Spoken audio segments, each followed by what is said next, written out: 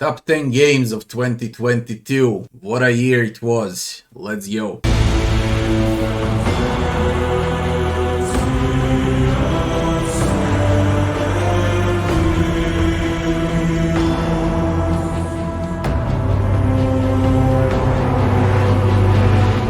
EA games were actually quite better than majority of full releases. We got phenomenal EA games like Darkest Dungeon 2, the Altar of Hope update, Warhammer 40k, Rogue Trader, Have a Nice Death, Tamum Eterna, and plenty more.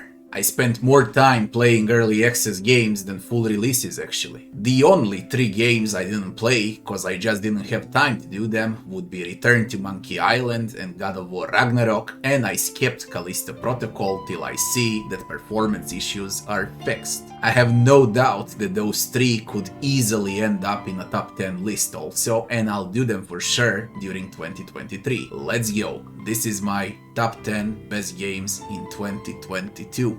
Number 10, Signalis. Amazing small indie survival horror. Nothing to say here. If you love old school horrors like Resident Evil or Silent Hill from the 90s, you will love Signalis. Number 9, Metal Hellsinger. Best shooter in 2022 by far. Great quality, fast-paced, great for those that like to master one game, chase high scores and ladders. Music is also phenomenal. Deserves to end in a top 10. Number 8, B.L.A.S.T Brigade versus the Evil Legion of Dr. Cread. Metal slug-like Metroidvania. You want a game with healthy comedy and a game that can put a smile on your face? Here's the one.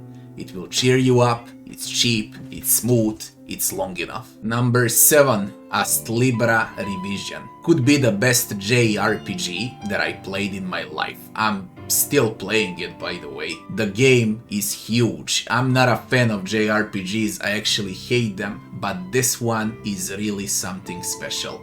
Hard, huge, challenging, rich with story, amazing leveling and progression system. Extremely rewarding game that doesn't waste your time. Number 6, Vampire Survivors. Silly roguelite, extremely stupid small game that you just can't stop playing. I'm ashamed to admit I got more than 50 hours in this silly game. Addiction level is 10 out of 10 on this one. You use analog stick to play and one button.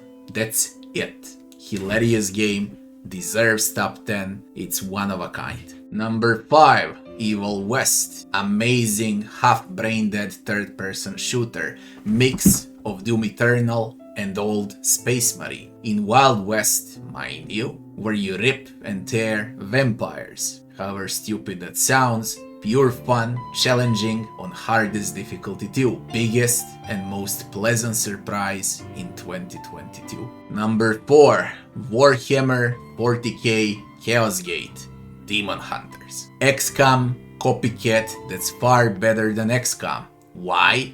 Because Warhammer 40k has one of the best lores in gaming history. The world is just amazing, and that's the fact. All in all, amazing game, long one, challenging, dark, tactical marvel. Number 3, King Arthur Knight's Tale. Speaking about marvels, tactical marvels. Darkest Dungeon meets Divinity Original Sin. I hope it's clear what King Arthur is. Amazing game, easily one of the best AIs in a turn-based game ever. Addicting, innovative, huge game, full with combat and epic encounters. Leveling and itemization is done extremely well. There is always that sense of progression from start to finish. The game rewards you in a good way for every win you make.